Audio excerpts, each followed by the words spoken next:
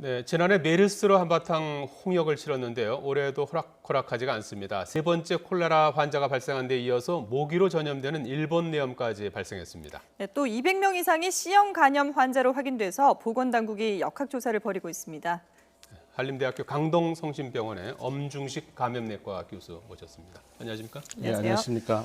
자, 뭐 콜레라다, 일본 뇌염 모기다, 또 C형 간염이다 이런 얘기를 이제 뭐 이렇게 하다 보니까 상당히 좀 불안해지고 그러는데요. 어떻습니까? 지금 단계에서는 이렇게 걱정하지 않아도 되는 겁니까? 네, 이제 그 비교적 조기에 발견을 잘 하고 있는 상황이고 네. 이 상황을 질병관리본부가 잘 파악을 하고 있기 때문에 예. 대처를 열심히 하고 있습니다. 그래서 대규모의 어떤 유행이나 이런 걸 막기 위해서 최선을 다하고 있기 때문에 아직은 그런 단계는 아직 아니다. 그렇게 걱정할 단계는 아닙니다. 예, 이게 날씨하고도 관련이 있습니까? 이렇게 동시다발적으로 이런 감염병이 발생하는 거는 왜 그렇죠? 예, 요즘 그 감염병이 굉장히 많이 발생을 여러 가지가 발생을 하고 있는데 예. 결국 그 기후와 같은 자연 환경의 변화와 예. 사회 환경의 변화가 같이 맞아떨어질 때 보통 감염병은 생깁니다. 예를 예. 들면 올해 굉장히 그 폭염이 길게 그렇습니다. 지속이 예. 되면서 여러 가지 모기나 진드기 같은 곤충 매개 질환을 유발할 수 있는 것들이 많이 번식하고 또 콜레라균도 해수 온도가 올라가면서 많이 번식을 하게 되고 예. 또 에어컨을 오래 키다 보니까 이 냉각수 이런 거 관련돼서 레지오넬라가 네네. 발생을 하고 뭐 이런 것들이 같이 맞아 떨어지는 거죠. 그렇군요. 이 콜레라부터 먼저 살펴보면은 이번에 그 세 번째 환자 같은 경우에는 좀 특이한 점이 생선을 거제에서 먹긴 했는데 이게 날것으로 먹은 게 아니라 익혀서 먹었다라고 얘기를 하고 있거든요. 근데 이렇게 익혀서 먹을 경우에도 콜레라에 감염될 수 있습니까? 예, 그 콜레라균을 완전히 사멸시키려면 정말 이렇게 펄펄 끓는 물에 완전 푹 삶아야 됩니다. 그러니까 이게 살짝 데치는 정도의 그런 온도를 가지고는 완전히 사멸을 못 시키는 그 가능성이 높고 네. 이제 그런 상태에서 그 어떤 면역학적으로 문제가 있거나 어떤 특정한 기저질환이 있거나 노령인 분들이 드시게 되면은 콜레라균이 발생이 가능합니다. 지금 거제 지역에서 나온 해산물을 드신 분만 이제 세 분이 걸린 거 아니겠습니까? 네. 다른 지역으로 확산된 건 아닌데 어쨌든 그 거제 지역의 지역 확산 우려 가능성은 없는 겁니까?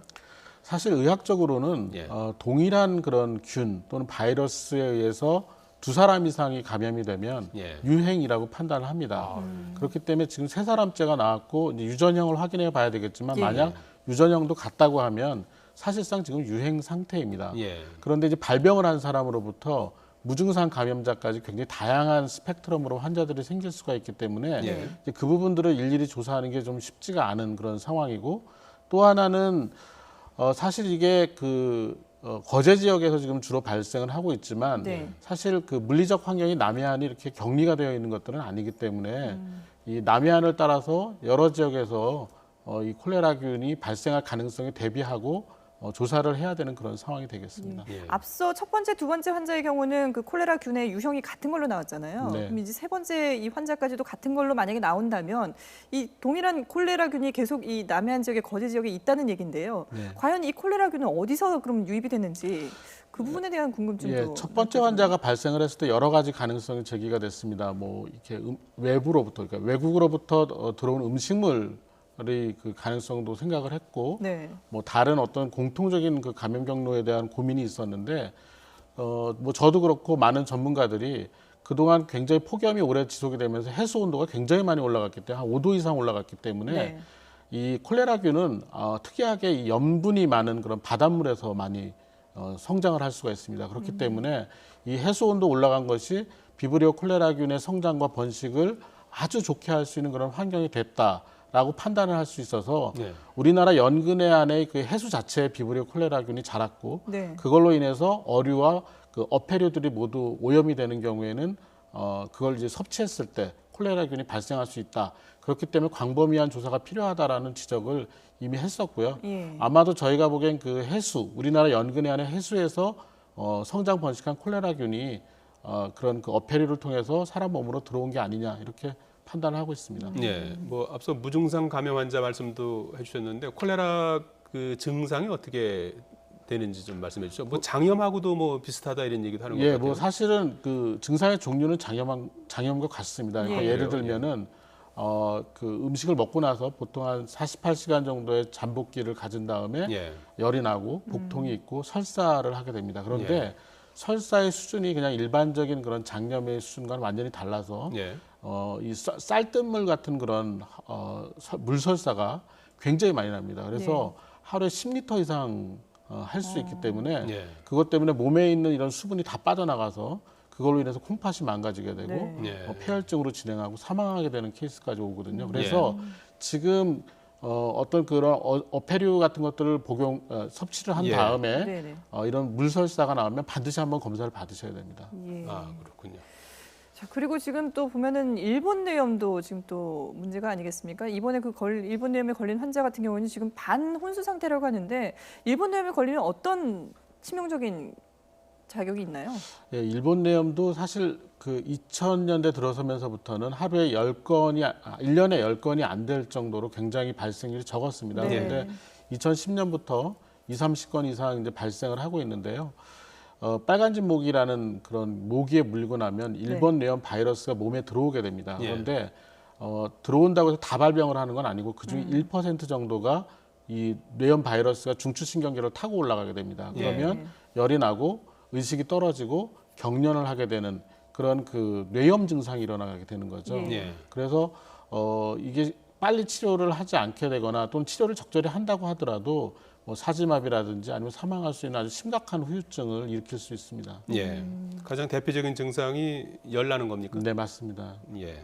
모기에 물렸는데 열이 난다 하면 좀 의심을 해봐야 될 것 같은데. 네, 맞습니다. 이게 일본 뇌염 전파하는 작은 빨간집 모기 나타나는 시기가 점점점 빨라지고 있다면서 이것도 더운 날씨하고 관련이 예, 있습니까? 온도 상승하고 밀접한 관계가 있다고 예. 보고 있습니다. 네.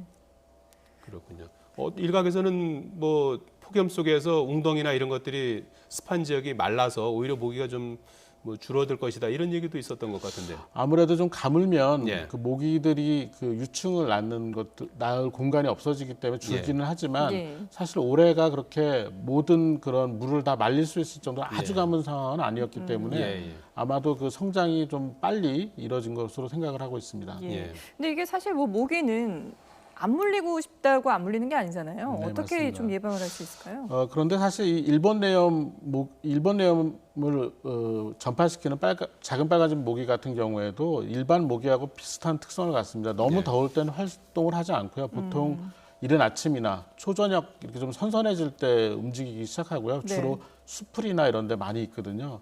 그러니까 사실 그런 공간을 가지 않아야 되고 그 시간대에 그런 수풀 같은 데를 이렇게 헤집고 다니는 그런 이 행동 자체를 자제해야 되고 만약 이제 어떤 작업이나 이런 것 때문에 가야 된다면 긴 팔 또 긴 바지를 입고 들어가시고 가능하면 모기를 차단하는 그런 바르는 약들이 있는데 이런 것들을 활용하시는 것도 모기 물리는 걸 예방하는 데 도움이 많이 되고 있습니다. 요즘에 벌초하러 많이 가실 텐데 일본 뇌염 조심하셔야겠군요. 네, 맞습니다. C형 간염 얘기도 좀 해봐야 될 것 같은데 지금 전국적으로 C형 간염에 걸린 환자가 몇 명이나 됩니까? 지금 작년에 그 속칭 그 다나의원이라는 곳에서부터 예. 시작된 그 의료기관에서의 그 C형 간염 전파가 예. 이제 발견이 된 이후로 지금 확인된 환자들만 500명이 넘어가고 있습니다. 예. 그런데 이제 이 환자들이 모두 이 의료기관에서 어떤 그 주사기나 이런 것들을 재사용해서 감염이 전파가 됐는지 아니면 다른 어떤 경로를 했는지는 조금 더 분석을 해봐야 되긴 합니다만 예. 네. 중요한 것은 의료기관 내에서 어떤 특정한 그런 시술이나 또는 어떤 주사나 이런 걸 맞는 과정에서 감염이 되었을 가능성이 굉장히 높다. 네. 이건 공통적인 상황인 것 같습니다. 예. 근데 지금 이번에 그 발견된 순창. 순창 같은 예. 경우에는 환자들이 병원에 와서 걸린 게 아니라 이미 그 C형 간염에 걸린 상태에서 치료를 받기 위해서 우리 병원에 왔다. 이렇게 지금 주장을 하고 있지 않습니까? 그건 역학- 200명이나 네. 발병한 걸로 돼 예, 있어요. 그건 역학 조사를 좀 해봐야 될 것 같습니다. 그러니까 그 당시 환자들이 그 병원에 와서 예. 어떤 특정한 치료나 시술을 받지 않은 상태에서 검사를 진행을 했고 거기서 C형 간염이 양성으로 나왔다면 이제 의원 측 말이 맞다고 볼 수가 네. 있겠고요. 만약 그렇지 않고 그 이후에 감염이 된 거라면 의원에서의 감염을 고려를 해봐야 될 것 같습니다. 예.